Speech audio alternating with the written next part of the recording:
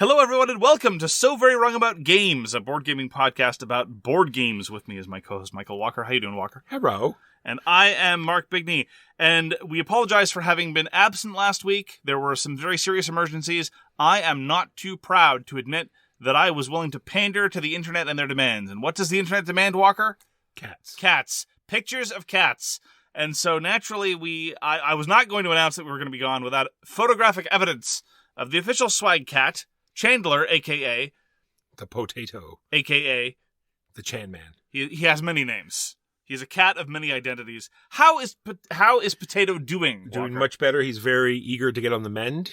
Unfortunately, he's now missing a hip joint. But other than that, he is doing very well. Apparently, it's a very common thing, so do not fret. Really? If it's a common thing, why does it cost as much as a car? Well, because even though it's common, it's still a big procedure. I'm just glad he's fine, and that's that. Yes, the Walker had to decamp to where there was a feline osteopath. Now, make no mistake, this is someone who does osteopathy on felines. This is not a cat who will fix your bones. All that I would like to see. At any rate, this is a board gaming podcast. We're going to talk about board games this week. We're going to talk about the games we played last week, the news, and why it doesn't matter. And then our feature game. Our feature game is the one, the only. Raw. He's a sun god. He's a fun god. He's raw. Walker. What'd you play last week? Let's get through a bunch of stuff that we talk about a lot of and doesn't really need to be gone to in depth. Don't Llama Dice, Tapple, Scout. Played all of those. All of those were great. Tapple is life. Scout is designed by Kei Kajino and put out by Oink Games. And Don't Llama Dice and Siege of Runedar is designed by Reiner Knizia. Quick note on Siege of Runedar. I've talked about the special place on the shelf, Mark, that's really far at the back. So you forget about the game. So you really like it, but you don't want to play it for a long time. Siege of Runedar will now get pushed very far to the back. We actually played it twice in a row. Oh, wow. Yeah. We had Dr. Stallone in for 2 weeks. So there was a lot of extra gaming when I could being done, but he wanted to play it again immediately. So I've sieged of the Runedar very thoroughly, and I'm done for quite a while. Yes, fair enough. And Siege of Runedar is, for all its virtues, it doesn't have much of an arc. I mean, the decks escalate in terms of the orcs, but mostly there's a flood of orcs and you need to dig. And that's more or less the way that goes, especially since you can jump to the advanced items immediately. There's no notion of having to exhaust the crappy items before going for the big ticket items. So I can imagine that 2 sessions in a row would definitely satisfy any Runedar urges for the foreseeable future. It's true. Similarly, in games that we've talked a lot about in the show, especially recently, Dr. Stallone is a big fan of Radiant Offline Battle Arena, so got to play another session of that. And this is a review copy we got from the publisher. And the great thing about Radiant, there's been some discussion. Charlie Thiel wrote a very good article about this. The difference between a variable setup and variable play experiences. Sometimes you can have one without the other. And obviously, if you've got 20 different special characters, but they all feel the same, it's not going to do you a whole lot of good. In the case of Radiant, you do actually have a variety of different characters from which to draft, and the tempo and pace and structure of a game can vary considerably. Like, just in the past few weeks, I've had games where there was a death of one of the characters on turn 1, and I've seen games where there were hardly any deaths over the course of the entire game. It was all more about maneuvering and posturing. And sometimes that's good play, sometimes that's bad play. I've seen a lot of different play states emerge in Radiant, and that is a very, very pleasing thing to see on top of all the variable special powers. So very much enjoyed Radiant. Similarly, played Sakura Arms. This is the level 99 version in theory, but we played the Japanese version with the fan-made paste-ups, which is marvelous. But I will note, and this is more props to level 99 than it is any implied or explicit criticism of the fan community of Sakura Arms. There was a timing ambiguity in the fan-made version that level 99, in their translation, sidestepped, which, good for them. They made it clear as to what the timing was in the officially translated version. So excellent job on that. And Sakura Arms I would also put in the same category as what I said about Radiant. You have a lot of different characters, and you also have a lot of different play styles that those characters allow you to engage in. And indeed, in Sakura Arms, many of the special characters give you entire new sub-mechanisms, and that's very much the preference of Dr. Stallone. He played with his little sideboard and moving special tokens around and engaging in weird nonsense. I engaged in my traditional style of play, which is to engage in denial and endurance, which is one of the reasons why Walker loves playing two-player dueling games with me. At any rate, those are some two-player classics. Additionally, we played Blitzkrieg, World War II in 20 minutes. This is another review copy we got from PSC Games, and this is by Paolo Mori. We love a lot of the work of Paolo Mori, and we've commented before. Blitzkrieg feels an awful lot like Dogs of War, the two-player version. Except here, you have even more fronts to concern yourself with and care about what's happening when, and knowing that if you take your eyes off of a certain theater for long enough, you may not ever be able to recover, or in some cases, it's about strategically stopping the bleeding. Anyway, there's a lot of interesting elements going on in Blitzkrieg World War II in 20 minutes, and I do think that it is an excellent distillation of what was already an excellent design. And of course, I will remind listeners that there is the hope of a Dogs of War 2nd edition or something approaching that in sometime in the future, and that would be a wonderful, wonderful thing to see. Also more on sort of Blitzkrieg in the news as well. Absolutely.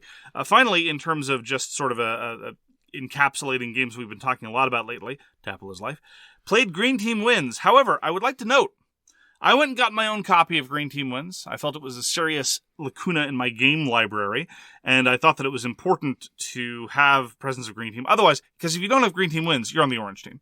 And that's the losing side, Mark. You just can't bear it. Yeah, at that point, why bother? However, the version that I have is the Goliath version. This is the one that's available in big box stores and big box retail. I did not know that and it is not explicitly mentioned on the page in Board Game Geek, and I think that people need to know this. The Goliath mass market retail version tops out at 6 players. That is not given that Green Team thrives on larger player counts, I'm not sure that that's a great package to recommend. I mean, 5 and 6 are pleasant. We've even played it with 4. But at that point, you're pushing it. Honestly, it shines at higher numbers, and it can easily accommodate double digits. It doesn't take any more time to do that, really.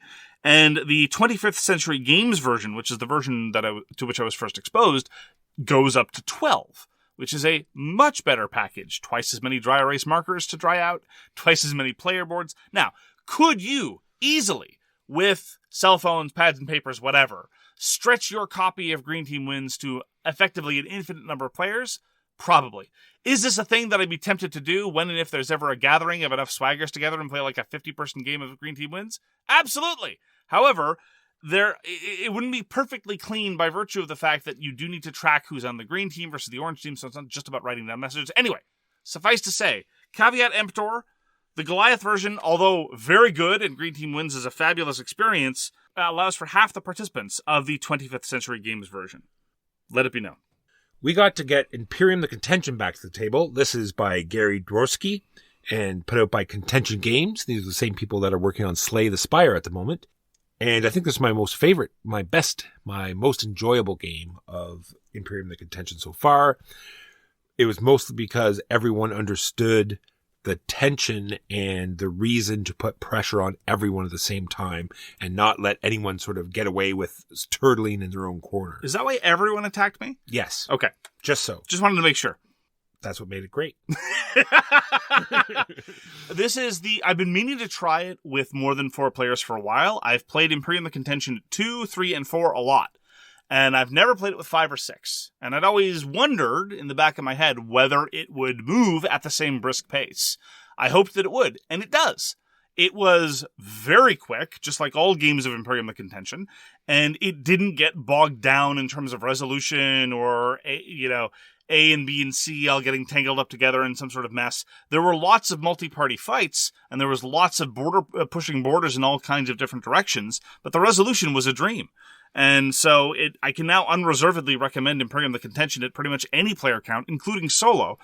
I truly rarely do you find a game that is that quick, that approachable in terms of games density, and simultaneously that flexible in terms of player count, all in a tiny little box. Yeah, so that has replayability because they have so many different factions to play, and they all play very much They feel very, very differently, yes. And sometimes there's a lot of keywords, but other than that, I think it plays very well. That is Imperium, the Contention. Got to play 2 games of Ankh, Gods of Egypt. It was a good couple weeks for Ankh, Gods of Egypt. Again, got to play 2 players, and then played a 4-player game, and they both worked out very differently. So this is the classic game explainer's dilemma, Walker, where you have to lay out all the parameters, or at least the way I do, when you're giving a comprehensive rules overview. You lay out all the parameters, but sometimes you have to acknowledge that some things you've never seen before. For example, in the case of Ankh, after a certain conflict event, any player that has not scored enough points gets eliminated from the game. I have never seen that happen. I've seen it happen now. Really? So this was a case where I explained, that doesn't tend to happen. But both of us in the 2-player game got eliminated because I fought to a draw. After the second or third conflict event, it became clear that I was not in a position to win. And so I realized that there could be a fascinating deviation from the normal 2-player game logic. Normally in a 2-player game, if you score a point, that's exactly the same as my losing a point, or vice versa. But in the context of Ankh, it isn't that way. In multiplayer games, largely by virtue of the merge mechanism, more on that in a moment, and in 2-player games, because of this weird corner case. And again, I was ahead after the first conflict event, I think, and then after 2 and 3, I started falling behind, and I didn't really see a way out. And so I realized, okay, what if I just deny my opponent points? I think maybe we'll both fail to get out of the red, and then it's a draw. And a draw is better than a straight loss, and that's exactly what happened. It was glorious. My opponent took a variety of powers that increased his scoring potential by winning battles, and so I just denied him battles. I just retreated from any area where he would show up, and we were both in our own little corners, scoring very small quantities of points. I feel better about that draw than most wins I've had over the course of my gaming career.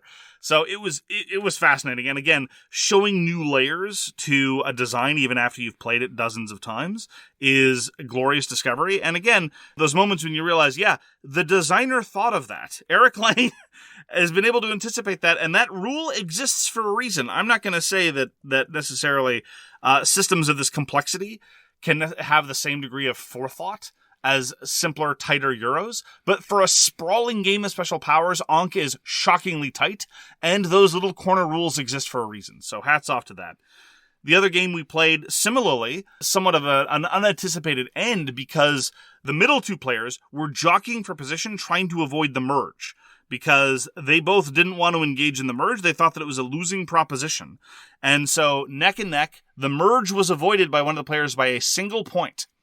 And then he watched in horror as the merged gods started rocketing up the score track with an incredible degree of ferocity. It was one of those instances where all players were sitting there thinking, I don't want to be involved in the merge. But then a few turns later, they're like, the merged god is doing really well. And one of the players, this is his first exposure to the merge mechanism, about 2 or 3 turns in, he's like, we have a considerable tempo advantage. We can do whatever we want. I'm like, that's kind of why the merged god exists. It was great. I love Gods of Egypt. I stand 100% behind our naming it Game of the Year in 2021. It continues to delight.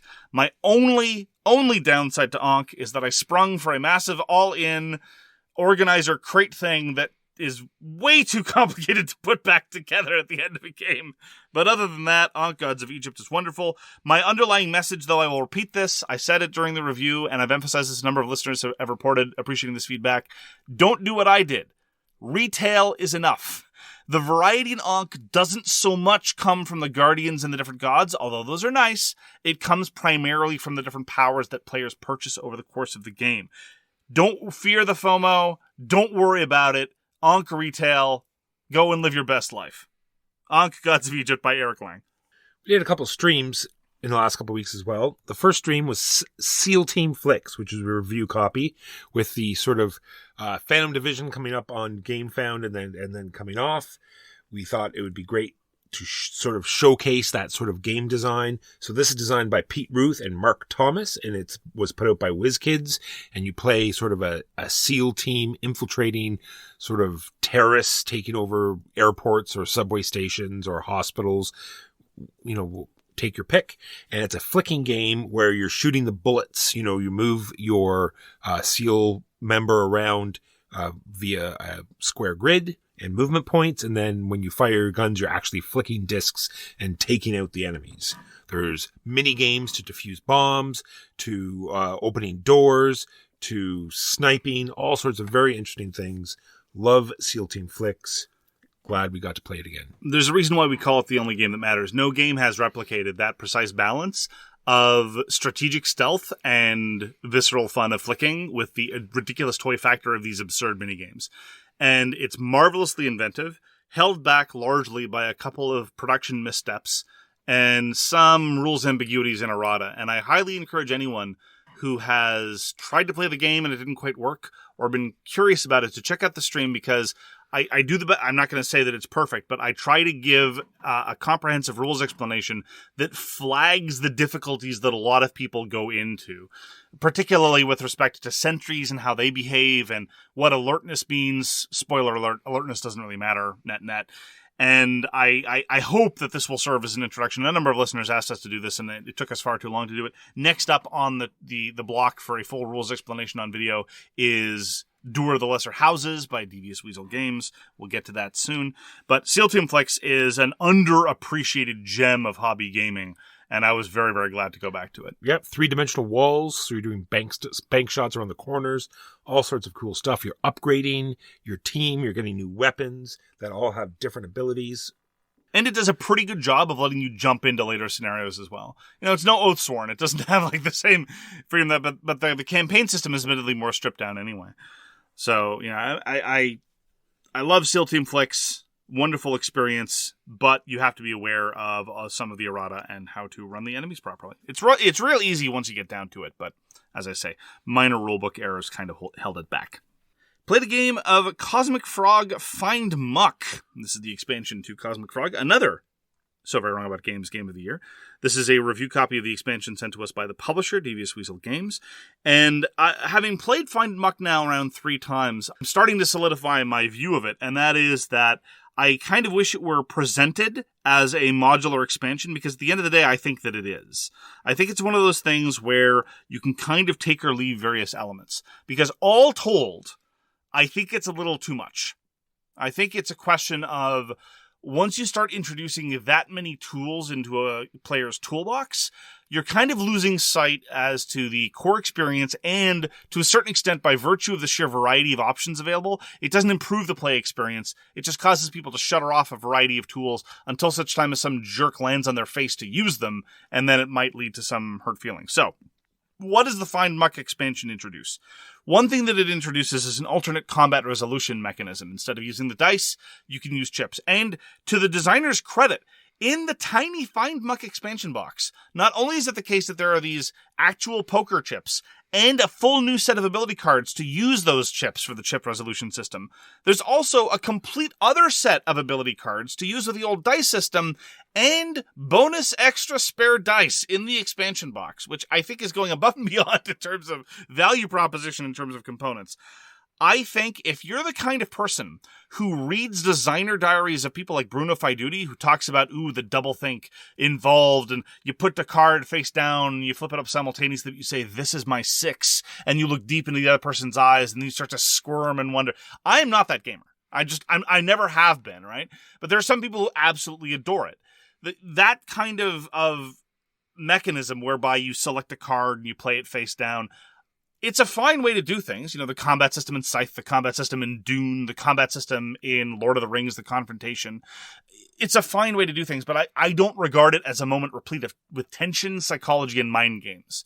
Some gamers do, clearly. People in the Bruno Faiduti mold. For them, the chip resolution system might be revelatory. For me, I tried it a couple times. I don't think I'm going to go back to it, to be frank.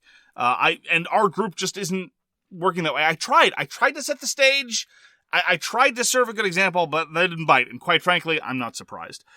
The new abilities are wonderful. Mental combat, great. If for no other reason, the mental combat teaches you more about the digestive system of the 2-mile-high giant cosmic frogs in the Reiner. Namely, in addition to disgorging, you now have purging. Exactly. From the gullet. Right from the gullet. Right. It's a beautiful cosmic dance. As the savannah they swallowed arcs over your head in a beautiful trajectory, and then you snap it out of the air with your giant cosmic frog tongue. Because if it's good enough to be eaten once, then it's just as good to be eaten twice, right? Yeah, if you're a fan of pre-digested terrain, then it's absolutely the way to go. So that alone is enough to make sure that it keeps traction in players' minds. So that I'm very happy with. Then there are the muck lands, which, again, I keep trying. They're really powerful, but they're so situational and weird and requires a certain setup. And as a consequence, they've been underused. I'm going to keep trying. I'm going to keep throwing myself at this challenge because I adore Cosmic Frog. The local group loves it too. Everyone's more than willing to frog at any given moment. But I wonder if Mucklands are just the one Cosmic Frog leap too far. If it's just the tiny little ribbit past what's acceptable, and maybe you should just slipstream back into what you're comfortable with. If you know Cosmic Frog terminology, this is gold. This is sheer gold. Just record it, prepare it for my award reel. Yeah, once you've played it, come back, listen. Yep. And, oh my God, you'll laugh. Thanks, Walker. I appreciate the vote of confidence.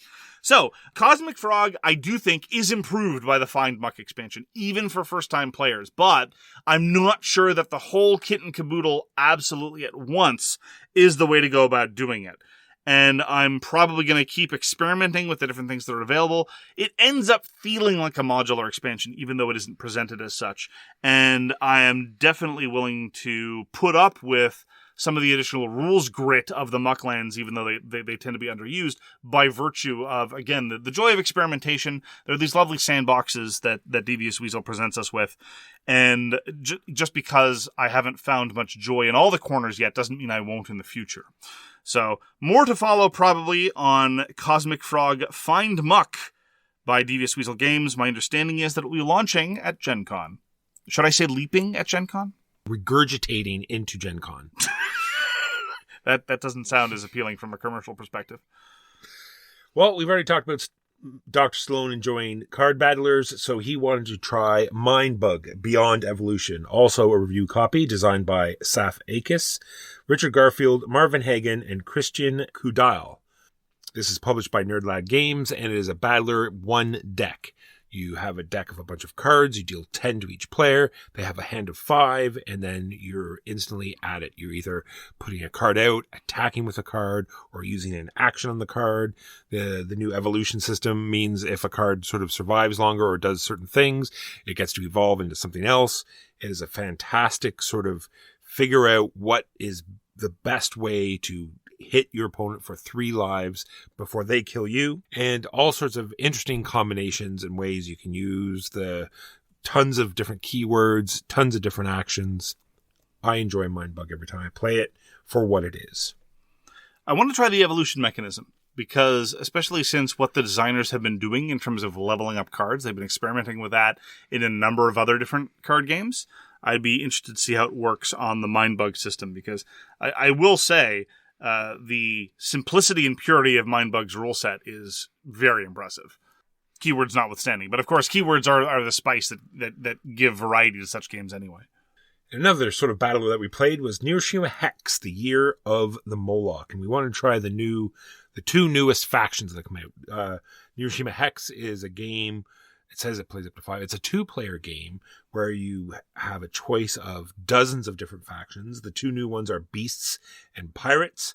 Probably not the 2 best ones to play against each other. Uh-huh. Beasts have the unfortunate drawback of attacking everything that's around them. So you're placing these tokens on this hex grid, and either you play a battle token or the grid fills up and then there's a fight. All these things about initiative and range and all this other things happen. But the beasts, unfortunately, attack everything that's around them, which means even friendlies, which normally would be a problem, except for the pirates.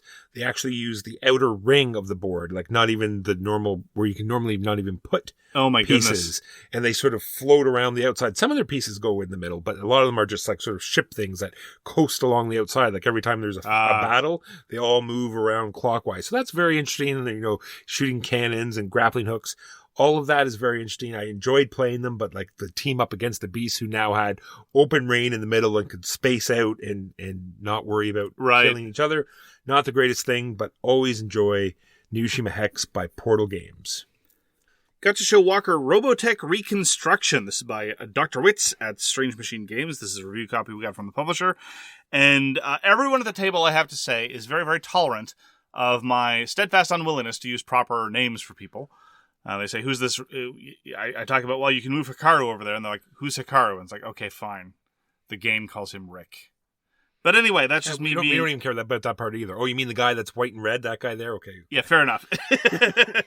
Well, usually, the thing is that Robotech Reconstruction takes place during a very, very particular point, right? It's a post-war scenario, and so usually some amount of setting the stage is necessary, in my defense. Now, does that mean that I should subject all the players to the 55-minute PowerPoint deck that I prepared about Macross before every game?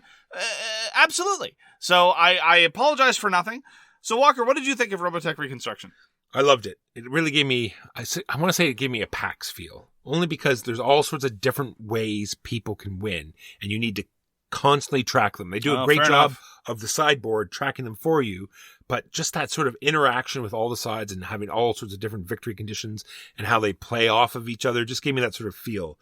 And it had just a better theme, right? Other than just the typical, old time Mediterranean themes, right? This was sort of like, giant robots, anime that, we all grew up with, and easy to follow, like not so, abstract as they are in the other PAX games. It was like, you need to control this many cities, you need to have this many things, and they all sort of intertwined with each other, all sorts of different actions everyone could do.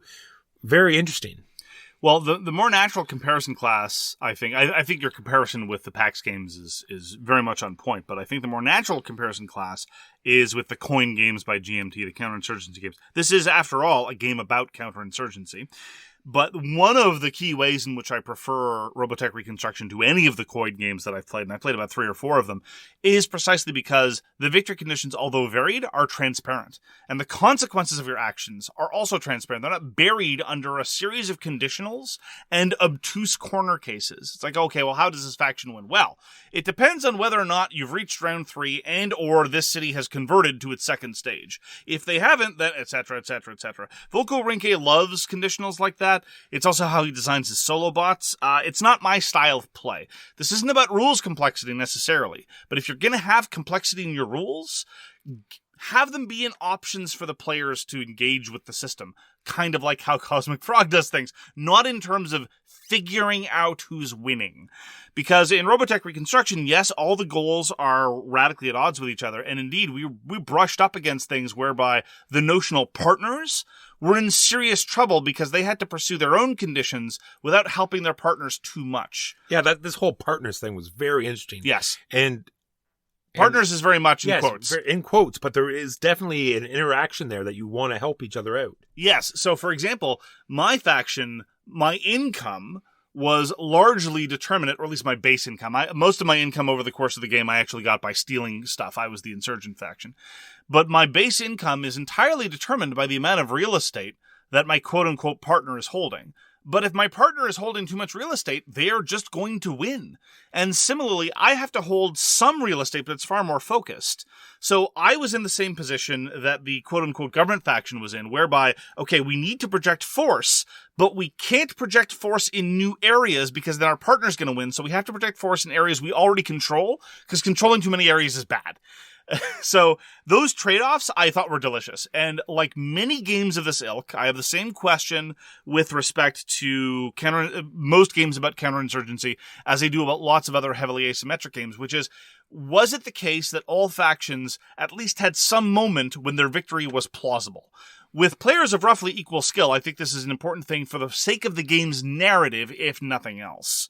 To say nothing of player satisfaction. And this game of Robotech Reconstruction, we absolutely were in a position where everyone threatened victory at various points of the game. Now, I will point out once again my criticism of Reconstruction, which is that the insurgent faction doesn't feel to me at all like an insurgent faction, because they are the slow and steady, incremental gains, cannot be assailed faction, whereas the government faction, which still seems the hardest one for me to be, the RDF, they have to keep plates spinning in the air, and then when they're spinning just right, they then have to hope that nobody else undoes any of their work for the remainder of the round, which is asking for a lot, and they feel far more like, opportunistic, time-based capitalizing that I would associate more with lesser powerful factions. Anyway, other than that, Those are two quibbles I have with Robotech Reconstruction. Other than that, I think it's a marvelous execution of the theme. I think it's very engaging even for people that don't have any connection with the theme. And it's by far the best coin game that I've ever played, if you leave Root out of the picture, which is less of a coin game, slightly more of a troops on a map game. Yeah, and I think, unfortunately, it does suffer from first play syndrome, right? I think you'll get so much more out of a second play. Yes. And I think you'll get a lot more if this is a game that your group plays more and more. Yes, I am now in a position of trying to rectify some of the component problems with Robotech Reconstruction, because the token, it's an admirably small box. Kudos to the publishers. I think that's great for A, keeping costs down, which benefits everybody, and B, for gamers with larger collections, having small boxes is wonderful. But control of various territories isn't as easy to eyeball as I would like. That is easily solved with some red or yellow cubes, and that is just a function of my cannibalizing it from some other lesser game in order to do so. That is Robotech Reconstruction, published by Strange Machine Games. Mark was nice enough to introduce us to a game called Challengers! Thank you for putting the exclamation point into it. Yeah, I appreciate it. That was solid broadcasting. Designed by Johannes Kramer and Marcus Slavichek, and put out by One More Time Games. Maybe not One More Time. So this was... I see what you did there. So there was there's this big, award thing in Germany that people seem to care about. The Kennerspiel des Jahres, which is the game of the year for the connoisseur, or for the... So, yes. If this was for the children's game, Mark, I would be behind this 100%. Sure. This is not. This is for the gamer's game. Well, it's tough, though. That's the thing. Translating Kennerspiel is complicated. And there's always this controversy, right, whenever they announce their winners. Of course. So this is a great game. Let's pretend that you really like Millennium Blades, and you have a 5-year-old that you want to teach Millennium Blades to. This would be a fantastic intro game for children to work them up to Millennium Blades. That's a solid comparison. You are constructing these decks, and then you are war-like flipping off the top and going against each other with very basic win conditions and rudimentary combos that might occur depending if you shuffled your deck right or not. Yes. Well, I will say that at least Challengers makes transparent the luck of the draw inherent in deck construction games. Because I've been saying this for years. Dominion is far more luck dependent than people give it credit for, based on how you draw and when you draw and how your currency clumps and what have you. Magic the Gathering, at least everyone acknowledges that land distribution can be very deterministic in terms of your victory. But for some reason, Dominion largely gets a pass. Challengers is very, very straightforward. You reveal the card that says, do this thing to your bench. It's like, oh, my bench is empty at the moment. It's like, oh, well, sucks to be you. Should have taken a different card. That's fine. It's kind of the nature of the beast. I will say this. Challengers is cute. It has two things going for it. Number one, it is cute. At the point where, and this is literally something that happened, I flip over the rubber ducky. The rubber ducky teams up with the dog and beats your T-Rex. Okay, now my rubber ducky holds the flag. Your turn. There's something to be said about that, first of all. It's true. How far that gets you, your mileage may vary. The second thing I will point out is that it scales up to 8 effortlessly. Now, you do have some musical chairs to go on with. The way that the game works is there are 7 rounds, and in every round you'll be engaged in a 2-player, very, very, very quick card battling game, which is more or less like war, as Walker identifies. More or less. That's being perhaps a little bit uncharitable, but not too uncharitable. And you might be expected to play with someone across the table. So you're supposed to get up and sit across from someone at the appropriate lane and what have you. And some people find that fine. I find that fine because I'm well accustomed to years of playing Loop and Louie tournament version, and the tournament rules, as established by a friend of the show, Woogie, you have to get up and change seats so as to maintain balance of where you're sitting next to whom. Some people, though, regard this as incredibly onerous, and the moment the gamer sits down, they refuse to move. But yeah, would I have given it to Kennerspiel? No. I was surprised at the pushback it got. We were going to play a large game. I floated it on a larger game table. The moment that it was suggested that you might have to stand. Yeah. No, we're not. It was immediately rejected. Yeah. Nope. Which is fine. People have preferences. I learned something new that day, and it was a valuable lesson. Would I have given it the Kennerspiel? No. Would I have given it the Kennerspiel over Iki and Planet Unknown? Certainly not. But it's charming enough and inoffensive. It is a fine party game. I would put it very much in the same class as Green Team Wins. Agreed. And see, the people are going to say, "Oh, it's building your deck and choosing." I'm just like, you're going to draft some early cards, and you're just going to look through, your 5 next cards. It's like you're looking for a symbol. It's like, yeah, it's got that symbol, and I'm looking for that symbol. I'm not even going to look at the rest of the card. I'm going to take that symbol. Yeah, there are rudimentary combos to be done, and you do get the pleasure of triggering little combos if you draw the cards in the right order. But honestly, it's pretty fleeting, and there's a little bit of decision of when to call your deck out and sort of and get it down to those key cards. But then you might run out of cards. So there's also like having a very large deck as opposed to having a smaller deck. Lots of different things to think. Yeah, but in the end, very unrewarding. There's a fundamental trade-off in terms of constructing your deck, because it is during deck construction that 100% of your choices take place. Between a thicker deck, which can theoretically last longer, but the problem is you can only suffer so many casualties over the course of a given match. The trick is, though, every time I was in a position of acknowledging those trade-offs and trying to play in response to them, the pressures were interesting, but your response to those pressures are less so, because, again, so much is about the order in which you pull your cards. So there's this card that, once it's killed, has a support ability. How good is that card? I don't know. Where's it going to be in my deck? So, and that itself is not a thick deck versus thin deck problem, because if it's a thin deck, I still care where it is. If it's coming out near the end, it's still a problem. So, Mark, you're not shuffling right. Oh, that might be my problem. You're going to be told that. Yeah. So that's Challengers by Johannes Kraner and Marcus Slavacek. Honestly, if you play with very, very, very light gamers and you frequently need something for 6 or 8 players, there's room for it. It's good for a couple of go-rounds. Those are not trivial virtues. But as we would say in Pride and Prejudice, not handsome enough to tempt me. I make a few of these short because, man oh man, we played a lot of games. We played a game we streamed it just last week, called Heaven and Ale. This is a Michael Kiesling, Andreas Schmidt game put out by Eggerspiel, and it is just a giant sort of rondel game. You're going around this giant rondel. You are building your sideboard of ingredients, and you're trying to surround these different sheds, because once it's surrounded, you get to put a shed in depending on the values of the thing around it. And then you're scoring points. It's a big trade-off of where to stop on the rondel, because there are purple scoring markers that are going to run out by the end of the game, and you're not going to score a bunch of extra actions that you're going to get. There's also these barrel rewards in the middle that you have to decide, well, should I get this now? Are you going to track what everybody has to figure out, the best time to do that? It was fine.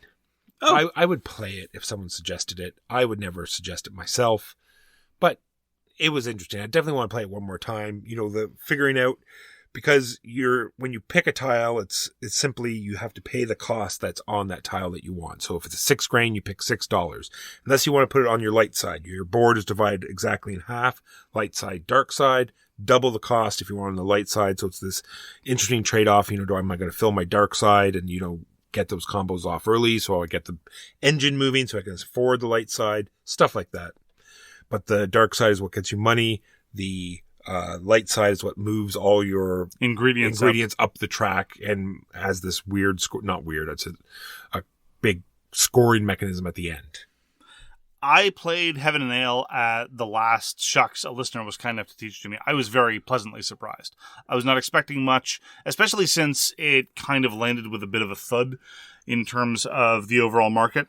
But I was very, very pleased with how the rondel worked. I was very pleased at how tight the cash management was in terms of the trade-offs that forced. I thought it was a very, very pleasant, and despite the fact that it's difficult to explain in its entirety in a brief synopsis, it nonetheless feels very simple and straightforward in terms of, again, emphasizing those trade-offs while you're actually playing it. So I seem to have a much better time of it than you did, for what it's worth. Yeah, I didn't mind it. I guess if you like that sort of constantly being under the gun and having no resources. Yes, it is very money tight, yes. But nonetheless, you're able to do things. I mean, seldom is it the case that you look at because yes, there are Euros where I've complained before that the money tightness makes it so difficult to get anything done. In the context of Heaven and Ale, you're able to get things done. You just have to be careful about it. So I felt that the tight economy was very well calibrated, which is hardly surprising given the designer's pedigree.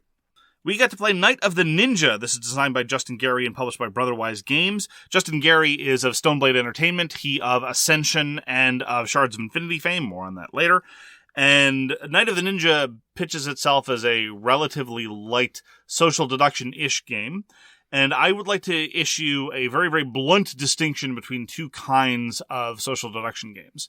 There are social deduction games that get by on the fundamental structure of voting and information leaking through the system based on actions and declarations. I would put the Resistance in that category. I would also put Secret Hitler in that category, even though I'm not a fan of Secret Hitler as much anymore. And then there are social deduction games that are driven primarily by action cards. And in this, I would absolutely put Night of the Ninja. And I have yet to encounter one of those that I find particularly enjoyable. I thought it was okay as a party game. There are some inferences you can make. You don't know who your teammates are, and you don't know who your enemies are, but you have some notion about how important you are in the overall scheme of things for your team to win a given round, and you play multiple rounds where you switch up the team, so it's not like there's persistent information. And you get some idea sometimes over what's going on over the course of a given round, but really, the scoring system, I think, is one of the key problems, because our game ended with someone having scored 4 times. And that seems to be about right, given the distribution of score tokens. They range from 2 to 4. And in that structure, given that there's one card that allows you to steal a scoring token, which that successful player had successfully played twice, I'm left a little bit dubious as to how much room there is for clever play or maneuvering. Yeah, tons of take that. I'm sure fans of Werewolf or that type of game where that sort of just crazy deduction and is it though? I don't know. Because in Werewolf everything is talking. Werewolf I would put in that first category, the Resistance and Secret Hitler, where it's all about talking, reasoning, inference. Why did you do this? Who's doing this, that, or the other? They look shifty. They look dodgy. You don't do any of that in Night of the Ninja. There's no real information. Well, yes, there are. You can then have a further discussion. I said this was a very, very blunt distinction, right? You can then have a discussion about which games offer more substantial information versus others. But Night of the Ninja, players don't reveal really any information, really. They just play cards, and the cards tell them what to do. And there was some talk about it at the end of the game where there is some sort of strategy on which cards to draft and when to play them. Yep. And because there are shinobi cards that not only let you look, well, there's a type of card that lets you look, but you don't get to do anything about it. But there's one that lets you Those look. get executed early in the round. Yeah, so my thought during the game was, well, why take those when I can take cards that will let me look and then do something about it? Well, that's, like you said, because they come later, and if you're already dead, then you don't get to play them. Yeah, no, so there's room for choice. There absolutely is. So for the specific phenomenon that Walker's talking about is there are cards that give you information and don't let you act on it. And then there are cards that happen later in the round that let you murder people. And then there's the card that happens last in the round, which lets you look at somebody and then decide whether or not you want to murder them. Those are obviously the best cards. The problem is you need to survive to the end of the round. So let's say that I played one of those blindly kill someone cards. And I'm looking at who to kill, and I notice that Walker has got 2 face-down cards in front of him, the same 2 cards he drafted at the top of the round. I can infer that he's got some murdering to do later on in the round, because those are the only cards left to execute. So I might as well kill him. Might as well, but you have no information about who I am, but you might as well just kill me just because. Yeah, because you're a threat. Yeah, there was a fair amount of that. Yeah. Not for me. Yeah, Walker is, I think it's fair to say, generally, social deduction is not your preferred genre of game. And Night of the Ninja was definitely not your style of social deduction. Well, long ago, I owned a game called Shinobi Clans. Mm-hmm. And it had the same sort of feel, but at least you sort of got a little bit more inference, because people started playing a bunch of cards at a certain area, so you could think that they're trying to protect that particular person, or they're trying to kill that person, but at least you had ideas. There's weapons, and it just seemed a lot more interesting. Okay. I'm going to have to go back to it, because a friend of mine still owns a copy. Louis still has a copy, so we should give that a try. I'd like to see how it aged. Sure. That was Night of the Ninja by Justin Gary and BakaFire Games. I think we should go right into the Resistance after that. Because right after we played Night of the Ninja, we played the Resistance right after. And I think this is my same problem that I have with trading and negotiation games, because it's the same sort of thing. I have information. I try to explain this information to people. They won't go for it. And I really just don't feel like sitting there and trying to convince them of the fact. I would like to point out, I respect your not wanting to go and convince them of that fact. I was asking lots of questions over the course of our game of the Resistance. I do not recall you ever trying to pitch a certain vision of the world. You mean I said from the beginning that it was Huey, Dewey, and you the whole time. I said it over and over again. Huey did a fantastic job. He made the game for me. If it wasn't for his fantastic he did a wonderful job, yeah. On being a good guy, I did not suspect him even for a moment. But Dewey and you, I knew from the beginning. I told everyone from the beginning that it was the two of you, and I got sick of trying to tell them that and convince them. They would not listen, and so that is the Resistance.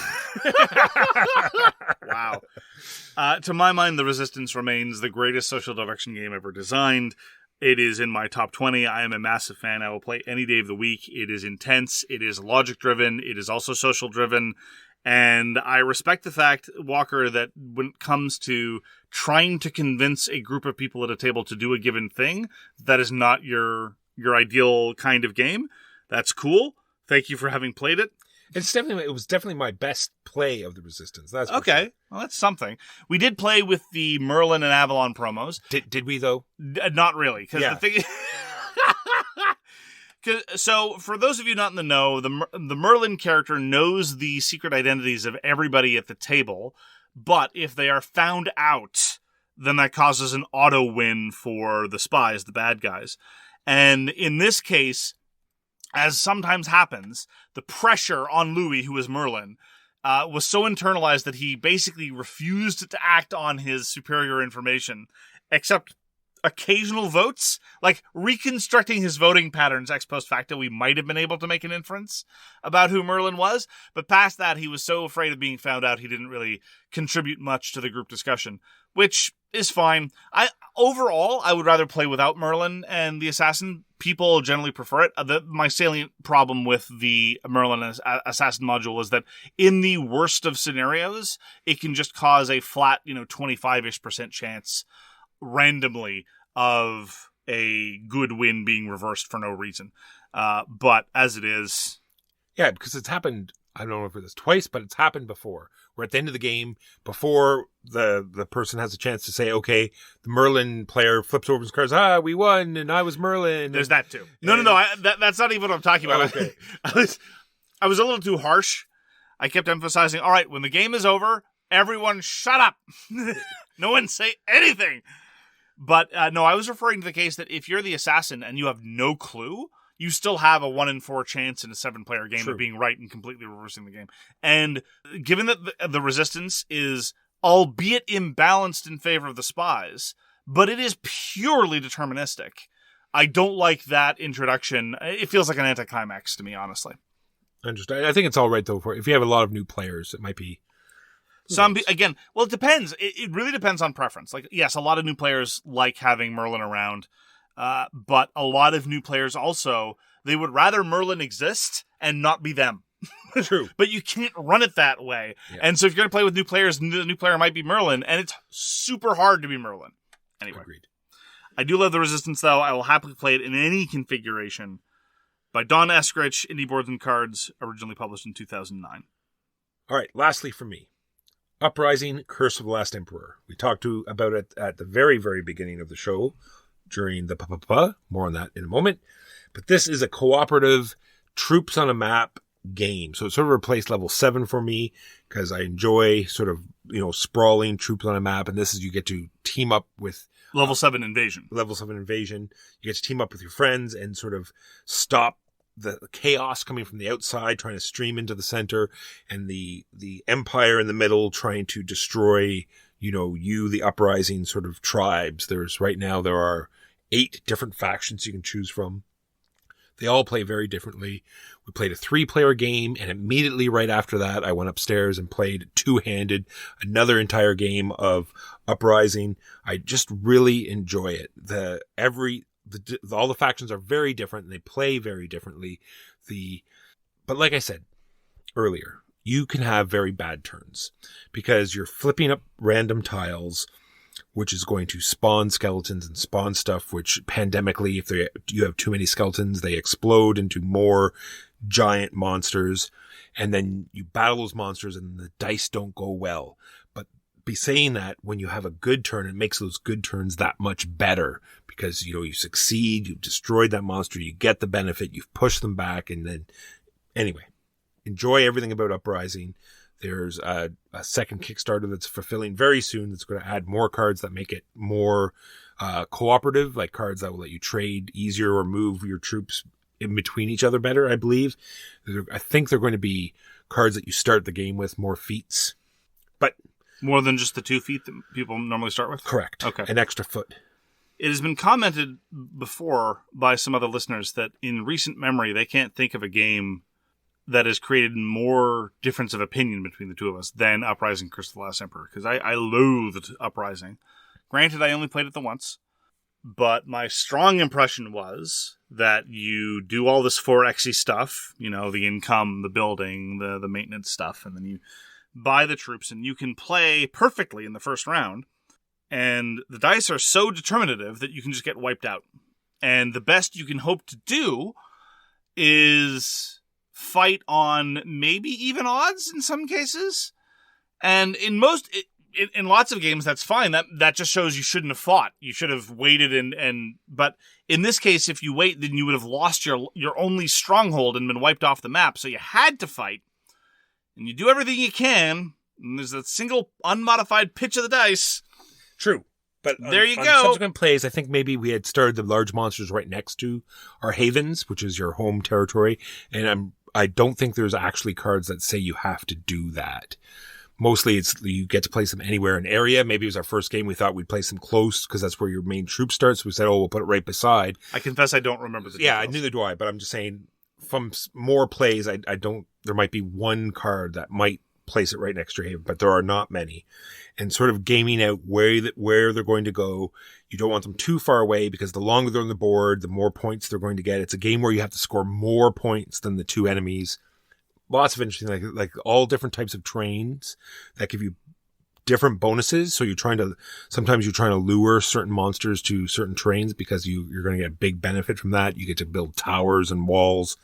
Anyway, I really enjoy it. Uprising, Curse of the Last Emperor, designed by Cornelius Kremen, Paolo Mazur, and Derek Summer, and put out by Nemesis.Games. Those are the games we played last week. And now, a word from our sponsor. Imagine a world where you can play games and get caffeinated without getting the shakes and bathroom urgency associated with energy drinks and coffee. Imagine grokking that rules explanation, never holding up the game, and personifying game flow itself with focus and control that comes on in minutes and lasts for hours with 0 crashing. What if the solution came in 50-plus flavors and 5 strengths? Dr. Steve's Caffeine Melts bring +2 hand size, income, and defense rolls to the real world, no longer requiring going up silly tracks or expensive upgrades. Absorbed under the tongue, Caffeine Melts bring a sublingual experience that features clean focus minus the bad side effects. With the code SOWRONGGAMES25, you can get 25% off and experience caffeine reimagined by placing a purchase on caffeinemelts.com. Focus and be awesome with Dr. Steve's Caffeine Melts, the only sublingual caffeine that comes in 50-plus flavors. Speaking personally, I hate coffee, but like feeling good, so I've been absolutely loving Dr. Steve's Caffeine Melts. That's caffeinemelts.com, promo code SOWRONGGAMES25. Now back to the show. On to the news and why it doesn't matter. Mark, this is episode 270. So we get to talk about our Patreon. So our Patreon is a place that you can come and have all sorts of different tiers if you think the content that we give is worth some money per month. And we have shows that have no ads, like you just heard. We have a Pledge of Indifference where we talk about all the crowdfunding of the particular week. Mark does a fantastic show called Bloat, where he does a certain topic and talks about it. We have Sizzler, which is a Spirit Island specialty show where Sidewinder, Huey, and Mark are playing through a bunch of harder and harder levels and how that's going for them. You'll have access to our whole past library, which is our whole playthroughs of Pandemic and campaign systems, where we've done shows on that and all our past stuff. Lots of stuff. You can even just go to the Patreon page just to see what's there. And if it's something that you like, then try it out. Oh, access to our Discord. Also very good. Yes, and indeed, over the course of the coming week, partially in recompense for the fact that we skipped last week, we are going to be sharing on the main feed an episode or two of the Patreon exclusive stuff from years past. So you're not going to get access to the current Patreon exclusive episodes, and there will be 2 more in the coming week, at least, possibly even 3. We tend to drown people in exclusive content, averaging in excess of 1 bonus episode a week. And we will be letting you giving a sneak peek. Yeah, like a variety show of what our Patreon. A little amuse-bouche. Just so. Maybe more like a poo-poo platter. Anyway, that's enough. Yeah, that's enough idioms that don't really agree with what's going on. Moving on, I would like to draw attention to a project on Kickstarter. It's called Wolves. This is by Coyote and Crow Games. This is notable, I think, for 2 reasons. Number one, it's got a sort of shared competition mechanism that I've last seen in Tower of Babel. Every time I play Reiner Knizia's Tower of Babel, I talk about how it's got this weird cooperation thing in terms of building your own buildings, but it has a cooperation in a competitive game that I haven't really seen duplicated. Wolves doesn't seem to be doing the same thing, but it's got a lot of the same vibe in terms of the overall structure of the game. In Wolves, you have to make sure that your own people survive, that they're sufficiently well fed, but you have an opportunity to share excess food with other people for the sake of additional prestige. Additionally, this is being published by Coyote and Crow Games, who published Coyote and Crow, an indigenous-focused role-playing game that was a very interesting project. And the people working on this project are one's from the Cherokee Nation, another is from the Stolo and Inclapamuck nations, another is of Mohawk and Mexican indigenous heritage. Anyway, there's also an interesting pledge level where you can get a copy for yourself and also donate a copy for the sake of cultural outreach. I have pledged for that level personally. I'm very much looking forward to Wolves by Coyote and Crow. You can find it on Kickstarter. Not the Wolves. No, just Wolves. Just Wolves. Because we just thought, so many wolves. It's anyway, true. Keep the Heroes Out. We've talked about it a lot. Very cute game. We do enjoy it. It's not, the heaviest or the greatest of games, but it's very light, very cute. They have a new Kickstarter coming out the 24th of October. There'll be new factions. There'll be an early bird faction. This is called Boss Battles. Looking forward to it. Always more. Keep the Heroes Out. I am interested in. All right. Will there be new adorable meeples? There are. There's going to be a unicorn. That's the early bird one. I'm sold. There's going to be a Medusa. There's going to be a vampire, and there is going to be an Ogren. Is it Ogren? The 2-headed ogre? Ogren? Etten. There'll be an Etten. It looks like. Not a lot of information yet, but keep the Heroes Out. Also on Kickstarter now is Shards of Infinity Saga. Now, we're big fans of Shards of Infinity. It's one of our favorite light deck builders. It's kind of an evolution of the Realms games, which in turn were an evolution of the Ascension system. I don't know what to think about Shards of Infinity Saga yet. I'll probably have more to say this week on Pledge of Indifference, because we've already got several expansions in on Shards of Infinity. And to their credit, I guess, Stone Shard Games is basically saying, no upgrade pack, no transition. You either buy all the new stuff or nothing. There's no en route for previous supporters, other than, just for interests of the full context, a $10 off coupon. If you just send them a picture of you with your Shards of Infinity stuff. How about I send them a picture of me pitching it into the furnace? That's awful. Those are strong words, Walker. So I'm going to have to set aside the time this week to really take a careful look at what they say is different, what they think is added, because I'm torn. It's a reasonable price for the amount of content that they're selling, but by the same token, a lot of it is kind of sort of almost duplicative with what I already have as a Shards of Infinity fan. If you don't have any Shards of Infinity stuff and you like Realms games like that, absolutely go hog wild. I highly recommend the game. But Shards of Infinity Saga is currently on Kickstarter. I don't know if it's for me. All right. Wise man once said, if the game is good enough, it'll be reprinted. Well, man, do we have a list of games for you today. I'll name them all off. We have a game that was called Gloomholden, which was a print and play game that is now going to be part of the Gloomhaven Festival Kickstarter, not Kickstarter, sorry, on GameFound. So this game is called Gloomhaven Button and Bugs. This is by the Gloomholden Joe Kempfell and Nikki Vallon. So it's going to be a totally produced version with some, extra stuff of Gloomholden. I'm looking forward to that one. Next up, we have one of Mark's favorite games, El Grande, by designer Wolfgang Kranger and Richard Ulrich. It is now going to get a new version by Lucky Duck Games. Mark, what I'm excited of, we have Kalamala. Yes. Being designed by Fabio Lupiano. We're going to get a version with Ian O'Toole art, and it should be on Kickstarter later this year. Well, he is the only artist working in the industry, so... What is it about these things that they just bug me? It says Kickstarter in Q3 later this year. Yeah, that's Q3. Okay. I don't know why we need both. Sure. All right, and finally for this one, I'm sure that we both love Tigers and Euphrates. Not very much information. There was very early rumblings. There is going to be a reprint. We don't know by who of Tigers and Euphrates. Apparently, there was a license. It has expired. It's been extended. Yep. It should be out soon, but they still won't tell us by who. Anyway, I'm interested. I'm very curious to see what's going to happen. So, the Federal Trade Commission, the FTC in the United States, is broadly speaking responsible for two areas of enforcement. One of them is antitrust law, and yes, you can stop laughing now.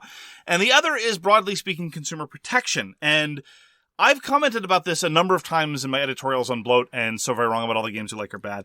In theory, it is legally required in the United States for media to disclose if they've gotten complimentary copies of something to review. And I've commented that in tech reviews and in a lot of other forms of media analysis, fulsome disclosure is very much the standard in a way that board game media has yet to catch up on. However, it's the case that the FTC has updated their guidance on endorsements and testimonials, and representatives of the FTC have, in response to questioning, have emphasized that yes, that applies to board gaming too. So, if you get something for free, and if you so much as show it on social media, technically speaking, you're legally required to disclose that you got it for free.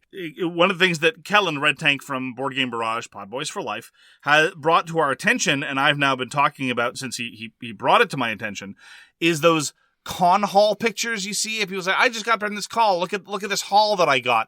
Well, frequently, for a lot of influencers, 80+% of those are things they got for free. And so one of the things that when I'm feeling trollish, when I'm feeling particularly trollish on social media, which is not very frequently because I've basically not been on Twitter for a very long time, is you then show up and says, well, which of these did you buy? And often the answer is, well, none of them. Well, now, it's always been the case that technically you're supposed to disclose legally. Now, there's probably no chance that the FTC is actually going to enforce this rigorously. They don't tend to do that very much. But in theory, they could bring lawsuits. I, for one, am very pleased at the very least the promulgation of at least the expectations of what board game social media influencers should do. There was a comment in the article from Jamie Stegmaier about how in the past Stonemaier Games has basically been operating under a good faith assumption that reviewers will disclose when they've gotten review copies, which for what it's worth I think is reasonable, but now he is considering being a little bit more proactive in terms of encouraging their media partners to disclose, which I think would also be for the good. So I feel like this movement, this desire on the part of community and on the part of consumers to have better and more consistent disclosure with respect to contacts with publishers and when they've gotten stuff for free has been growing, and I, for one, can only think it will redound to the benefit of everyone involved. You might think, what does the FTC have to do with us? We're in Canada. Well, I'm not sure about people that are not in Canada, but there is the Canadian Cooperation Agreement, which brings Canada into line to everything that FTC does. Just so you know. And also, if you broadcast on American platforms to American audiences, you might still be on the hook. So, all right. Next up, Carnegie was a game that came on Board Game Arena before it was even on Kickstarter. So Quinted Games has a new project coming up called Stupor Mundi.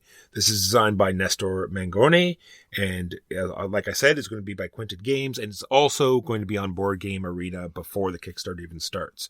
Well, wait, it's not, because it's not on Board Game Alpha, because I wouldn't be able to talk about it if it was. If it were an alpha, you wouldn't be able to mention it. Right, exactly. Right. Exactly. So hypothetically, I've realized that's not why I'm getting my check. Not something to check.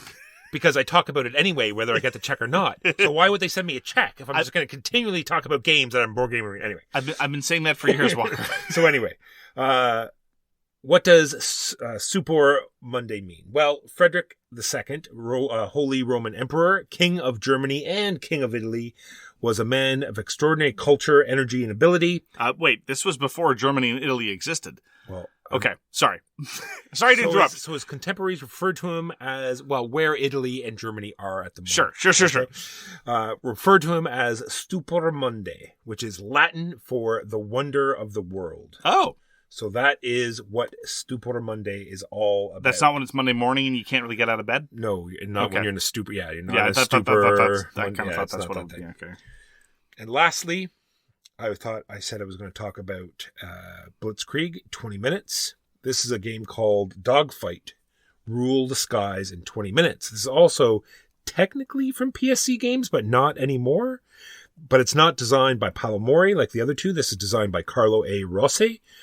And there's been something going on with PSC Games. I'm not sure if it's a sister company or they've sold the rights, but now all the 20-minute games like Blitzkrieg and Caesar and this new Dogfight game have been moved over to a company called Floodgate Games. What that means, who knows? But coming out soon, Dogfight, Rule the Skies in 20 minutes. Yeah, I confess when I was initially super excited about Dogfight, and then I saw it was not designed by Paolo Mori, and then it immediately went to the I don't really care column. Understood. And that's the news and why it doesn't matter. Now on to the main review of the week, which is Raw. So Raw. Raw. Designed by Reiner Knizia, initially published by Alia Games in 1999. It has seen many different re-editions. It's even seen a card game variant that was popular about 15 years ago called Rawzia. And there's a kind of an old saw, which is everyone acknowledges that the greatest auction game was designed by Reiner Knizia. The only question is which auction game by Reiner Knizia is the greatest auction game. For what it's worth, Raw is my favorite. And do I even have to go through like a brief sort of history of Reiner Knizia's publications? Like, he's designed a lot of great stuff. Even if you don't like his designs, he's designed a lot of influential stuff. Fair enough. And the edition that I have is the 2005 Uberplay version, for what it's worth. Most recently, it was published by 25th Century Games in a lavish and very brightly colored edition by the only working artist in the board game industry, namely Ian O'Toole. And it came in a thick, chunky, tile-based version, as well as a more standard retail cardboard-based version for those of you that would rather not pay upwards of $100 for an auction game. Walker, why don't you give us an unhelpful summary about what one does in Raw? All right, so you see there's this chicken. And Mark, we like our eggs sunny side up, but this chicken wants all of our sons. So he brings the bird flu, he corrupts our youth to commit crime, he floods our crops, brings the earthquakes. It's a whole thing. For context, and for you Egyptian mythology nerds that are now ripping your hair out, we refer to the Raw piece as the chicken. So Raw is just a straight-up bidding game. It's all about bidding. There's no side game. There's no deck building. It is just bidding all the time. Well, it's bidding in conjunction with Press Your Luck. True. Right? Because, yes, all you do is bid, but by the same token, you also decide to see how far you can press your economic advantage or even disadvantage by virtue of playing chicken with the chicken. Yeah, but the Press Your Luck part, there's a little bit... So we'll get into it. But that part of Press Your Luck, I feel, is sometimes you end up being the last person in the round. That I can see as being Press Your Luck. The other Press Your Luck during the game, when everyone's still in the round, is pretty much just trying to force someone to start a bid. Sure, except for the fact that And this is the key genius that separates Raw from Razia and a lot of other auction games, except for the fact that sometimes you can turn an amazing set of tiles into a pile of garbage by adding one more tile. In that sense, it's also press your luck, right? If you're in a position and you're looking at a group of tiles, you say, that is a bunch of things that I would like to buy. That is a bunch of things that I would be willing to pay for based on the money that I have, because you cannot make change. More on this later. Sometimes adding more tiles to that lot is a great idea because it means that you're just getting more when you were already willing to pay. And sometimes it means you've ruined your board position entirely. It means you shouldn't have pushed your luck. Precisely. You have chosen unwisely. Yes, in other words, it is the kind of game that can reward occasional conservatism, which I think is one of the definitional elements of what constitutes a push your luck game. So yes, this game only lasts for 3 rounds, and let's talk about, I had no idea how to break this up. Let's talk about the bidding tokens. So there's this standard set of bidding tokens that everyone has at the beginning of the game. It doesn't change. It goes from 1 to 13 in a 4-player game, and everyone has a certain set at the beginning. In both 3 and 4-player game, actually, it goes 1 to 13. Okay. So it's all about knowing what your opponents have left, like what bidding tokens they have left, because if you have higher numbers, you just know that you can outbid them, and they know that you can outbid them. So whether they push their luck or not, or whether they call a bid because they just don't want to add more tiles to what they know you're just going to win anyway. And also knowing when it's good to upgrade those tokens, because when you win a bid, you trade that token for the one that won the last bid. So if someone's, paid 13 for the last one, there might be some, even though you're only going to win 1 tile, switching your number 1 for a 13 is sometimes very advantageous. Yes. So I can respect the fact that you don't know how to break this down, because I actually did a video review of Raw a few years ago, and I think that Raw is one of the hardest games to review, because let me compare it to, say, Tigers and Euphrates, right? I don't think Raw is the best game ever made. I think Tigers and Euphrates is the best game ever made. But Tigers and Euphrates is of sufficient complexity that I know how to crawl in and start pointing out various bits. I'm not saying that I'm in a position to second guess or analyze Knizia's designs because I have such a keen mind for game design. That's not my claim. My claim is that I have routes of entry because I can talk about the structure. I can talk about what's going on. Raw is so simple and brilliant that it's almost impossible, I think, to do anything other than just point to it and go, yeah, there it is. Yep. I mean, play it. Raw. Raw. So there are some things, though, that I can say. One of them is this manipulation of the sun tokens, which are your currency. As I said before, you can't make change. And that really, sometimes restriction is what gives rise to interesting game decisions. A given set of tiles comes up and you'd probably be willing to pay about 9 for it. You don't have a 9. You've got a 13, you've got a 6. What do you bid? Do you bid the 6 and expect that there's a solid chance you might get outbid? Or do you bid the 13 knowing that you overpaid? Well, a lot of that depends on what other people are sitting on, what you've been sitting on before, what time it is in the middle of the round. All of this managed by very simple. How many raw tokens are out? How many? Exactly. The timing of the round overall, which round it is.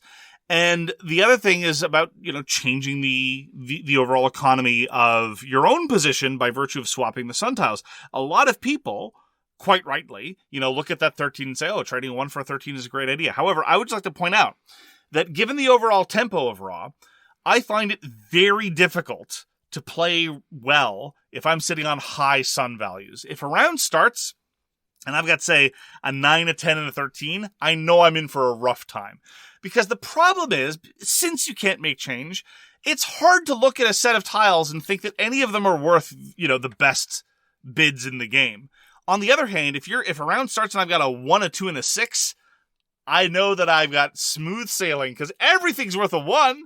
I can just call auctions all day long and make other people overpay just so I don't underpay. Yeah, I was supposed to say that's the big part of the game is looking around and seeing what tokens you have. Yeah. I see you with a 9, 10, and 13. I'm calling bids every time it comes to me because that means either you're just letting it go over and over again because you're not going to pay 9 for 1 to 2 tiles. Right. And it's the psychological angst of these difficult decisions is so pressing precisely because of those restrictions. You can only win 3 sets of auctions per round, maximum 9 sets of tiles over the course of the game. Frequently over the course of the game, someone will not win all 9 sets, and sometimes that's even the right call.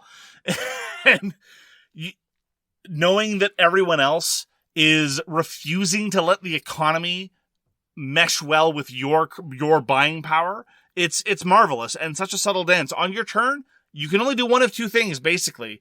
Pull a tile or call an auction.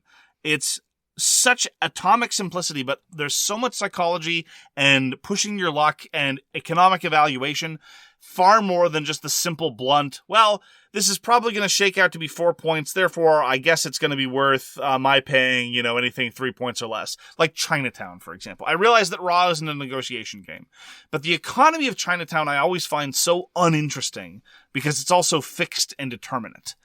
The variability of Raw, the uncertainty in Raw, doesn't lead to more chaotic results. It leads to more interesting decision-making.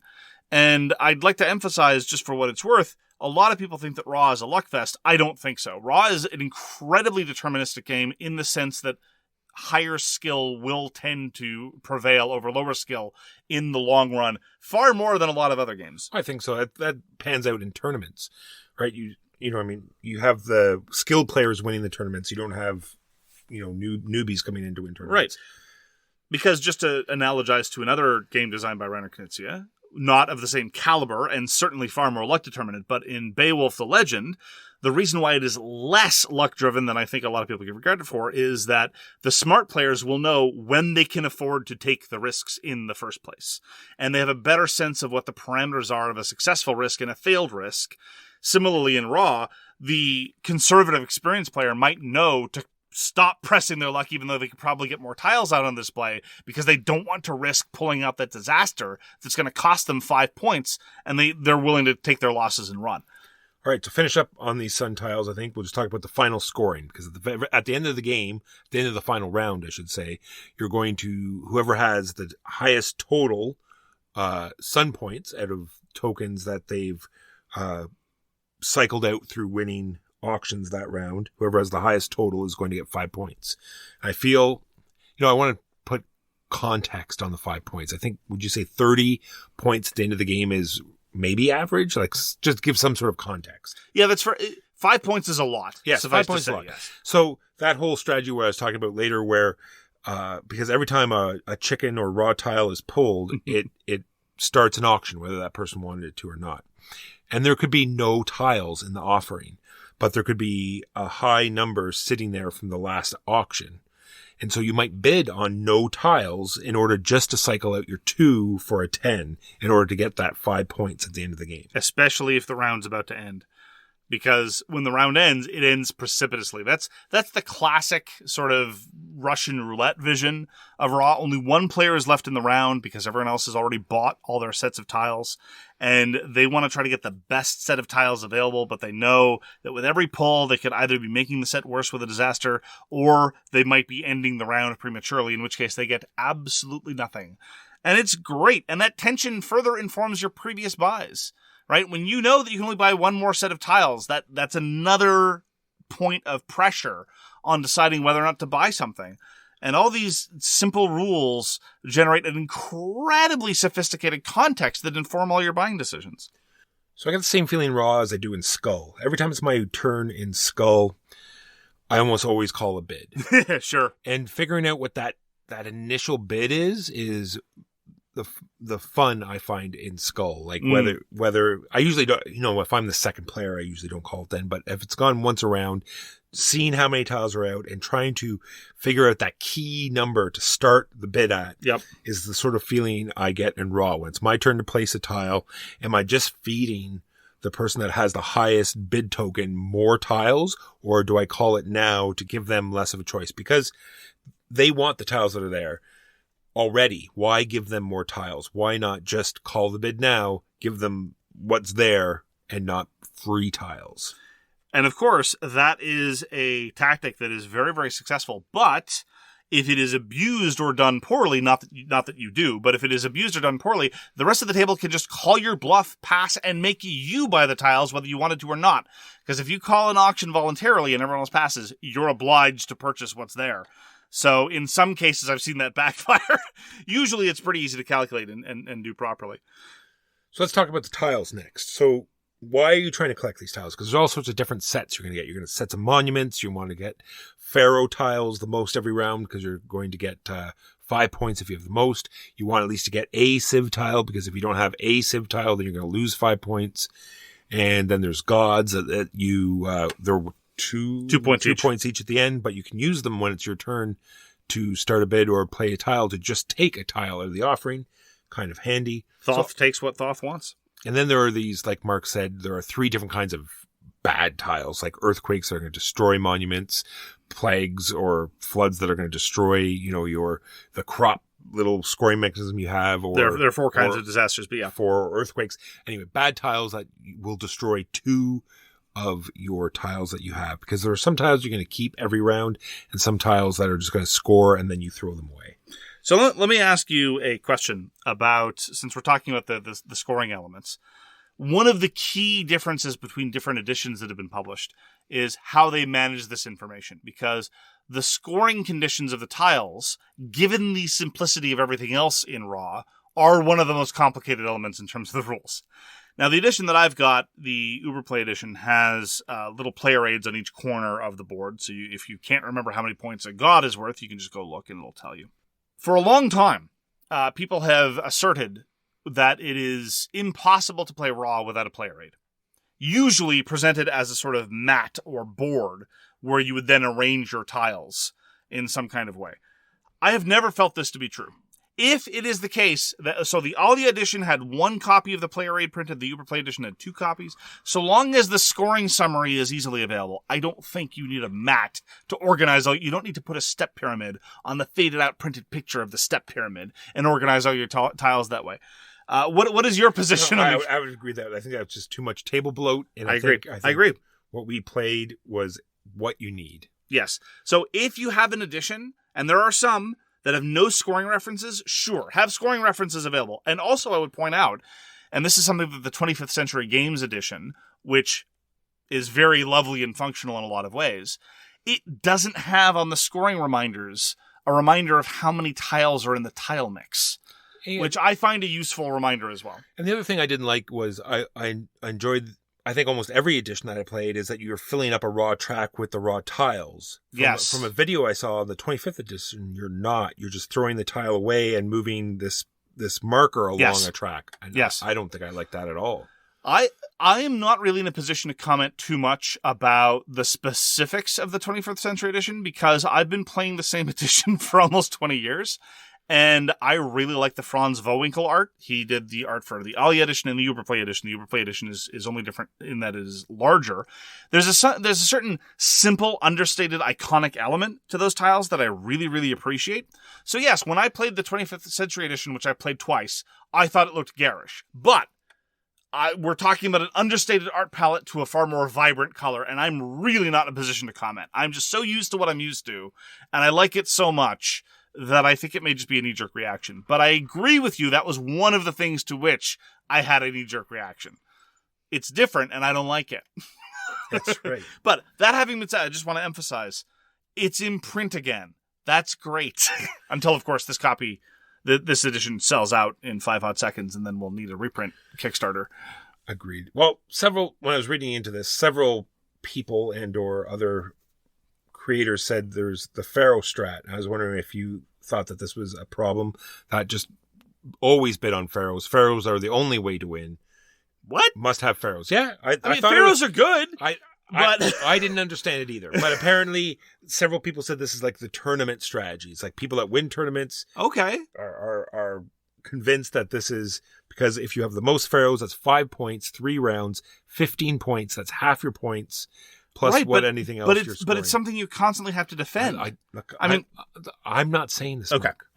I'm just wondering, so you're on the same page as me. I don't think it's a thing.